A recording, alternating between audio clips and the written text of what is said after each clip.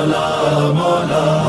سب ٹھاٹ پڑا رہ جائے گا جب آنے والا آئے گا۔ یہ دھرتی سونا اگلے گی، یہ چرخ گوہر برسائے گا، کعبے کی چھت پر غازی کا ایک روز علم لہرائے گا۔ اعوذ باللہ السمیع العلیم من الشیطان اللعین الرجیم، بسم اللہ الرحمن الرحیم، الحمدللہ رب العالمین، الصلاۃ والسلام علی سید الانبیاء والمرسلین وآلہ الطیبین الطاہرین المعصومین واللعنۃ علی اعدائہم اجمعین، اما بعد فقد قال اللہ تعالی فی کتابہ الکریم، ان نشاء ننزل علیہم من السماء آیہ فظلت اعناقہم۔ خوش نصیبی ہے کہ الاثر ٹی وی کے توسط سے امام زمانہ کے نام سے منسوب مسجد مقدس جمکران میں کچھ عرض کرنے کا موقع ملا، اور ہم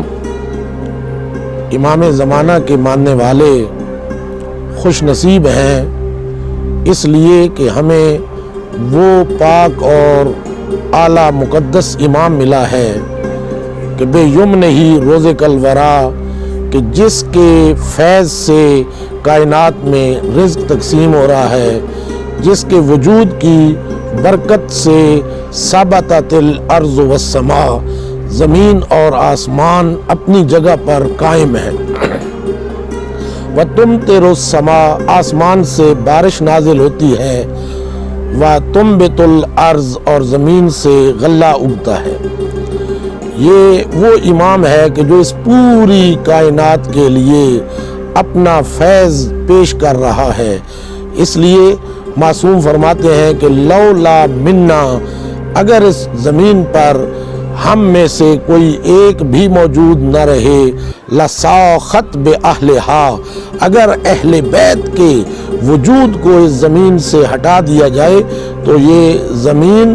اپنے بسنے والوں کو لے کر زمین دھنس جائے، یہ زمین اپنے قرار پر باقی نہ رہے، جتنے لوگ زمین پر بس رہے ہیں وہ زمین کے اندر چلے جائیں اگر اہل بیت نہ ہوں۔ حجت خدا اگرچہ ظاہر ہو یا مستور ہو، چھپا ہوا ہو، پوری کائنات میں اپنا فیض پہنچاتا ہے۔ ہم مستفیض ہوتے ہیں، فیض حاصل کرتے ہیں حجت خدا کے وجود سے،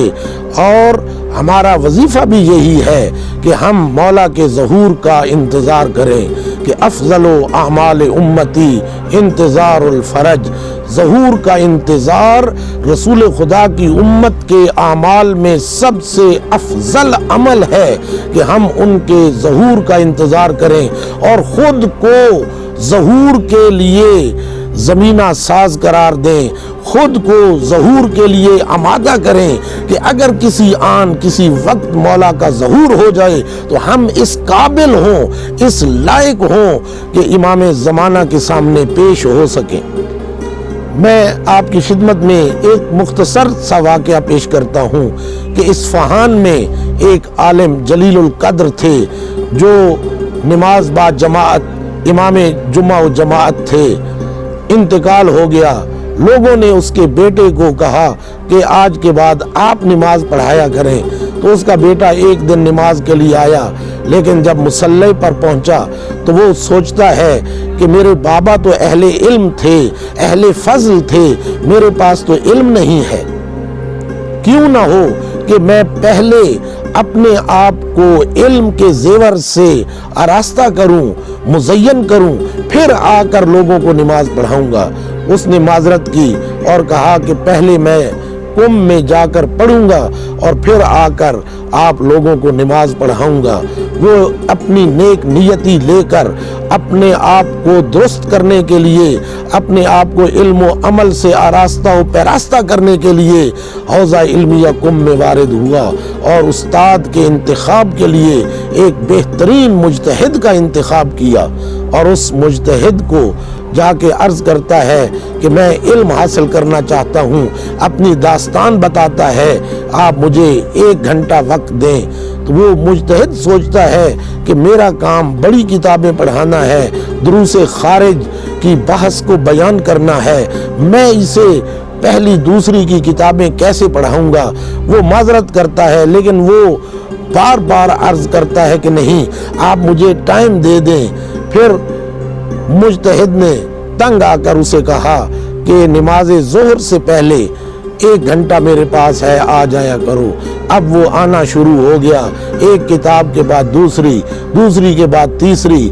تیزی کے ساتھ وہ علم حاصل کرتا رہا اور عمل بھی کرتا رہا۔ خداوند عالم کی بارگاہ میں تضرع اور عاجزی میں پیش ہوتا رہا اور علم سے آراستہ و پیراستہ ہوتا رہا۔ ایک دن جب وہ استاد کی خدمت میں پہنچا تو استاد نے کہا کہ میری طبیعت درست نہیں تھی، میری صحت جواب دے گئی تھی، میں نے مطالعہ نہیں کیا، کل درس پڑھیں گے۔ تو وہ کہتا ہے کہ نہیں استاد، آپ کی طبیعت بھی ٹھیک تھی، صحت بھی آپ کی درست تھی، آپ کو مطالعہ نہ کرنے کی وجہ یہ ہے کہ آپ کی اہلیہ نے وہ کتاب چھپا دی ہے جو آپ کے گھر لائبریری ہے، وہ کتاب فلاں کتابوں کے پیچھے اس نے چھپا کر رکھی ہوئی ہے۔ اب وہ اٹھا اور تیزی کے ساتھ اپنی لائبریری میں پہنچا، جس جگہ کا اس نے کہا تھا وہیں وہ کتاب پڑی ہوئی تھی، جلدی کے ساتھ آیا کہ اس بات کا میرے سوا کسی کو پتہ نہیں تھا، تجھے کیسے معلوم ہوا؟ تو وہ مسکرا کے عرض کرتا ہے کہ مجھے امام زمانہ نے بتایا ہے۔ تو وہ کہتا ہے کہ تیری امام زمانہ سے ملاقات رہتی ہے؟ وہ کہتا ہے جی، جب سے میں یہاں آیا ہوں اور نیک نیتی سے میں نے علم دین حاصل کرنا شروع کیا ہے، ہر شب جمعہ مولا سے میری ملاقات ہوتی ہے، مولا مجھے ملتے ہیں، مجھ سے ملاقات کرتے ہیں اور میں اپنی پریشانیاں بتاتا ہوں، مولا ان کو حل فرماتے ہیں۔ تو استاد فرماتے ہیں کہ اس شب جمعہ جب جاؤ تو میری بھی سفارش کرنا اور میری طرف سے عرض کرنا کہ استاد عرض کرتے ہیں کہ کبھی ہمیں بھی اپنا دیدار کروا دیجئے، مولا میں آپ کے دیدار کا مشتاق ہوں، آپ کا دیدار کرنا چاہتا ہوں۔ اب وہ چلا گیا۔ جب شب جمعہ آئی اور مولا کی ملاقات ہوئی اور صبح جب درس پڑھنے کے لیے استاد کی خدمت میں پہنچا تو جلدی کے ساتھ استاد نے آ کے پوچھا کہ بتاؤ۔ استاد پوچھتا ہے کہ بتائیے کہ مولا سے ملاقات ہوئی؟ کہا ہاں مولا سے ملاقات ہوئی ہے، میرا کہا تھا، مولا نے کیا جواب دیا؟ تو وہ کہتا ہے کہ میں نے جب مولا سے آپ کے بارے میں کہا تو مولا فرماتے ہیں کہ استاد سے کہہ دیجئے گا کہ اپنے آپ کو اس قابل بناؤ اور اپنی نیتوں کو خالصتاً للہ قرار دے دو، پھر تمہیں پیغام بھیجنے کی ضرورت نہیں، ہم خود تمہارا دیدار کرنے کے لیے آئیں گے۔ تو اس سے ہمیں سبق حاصل کرنا چاہیے کہ ہم خود کو اس قابل بنائیں کہ مولا ہمارے دیدار کے لیے آئیں، مولا ایسی جگہ پہ ہوں جہاں ہم ہوں، مولا ہمیں اپنا دیدار کرانے میں فخر محسوس کریں۔ اور آخر میں یہی عرض کروں گا کہ مولا جب تشریف لے آئیں گے اس دنیا میں تو جیسا کہ اس آیت مجیدہ میں ہے کہ اللہ فرماتا ہے کہ ان نشاء ننزل علیہم آیہ، اگر ہم چاہیں تو لوگوں پر آسمان سے آیت کو نازل کریں اور اس آیت کو دیکھ کر خانہ کعبہ کے گرد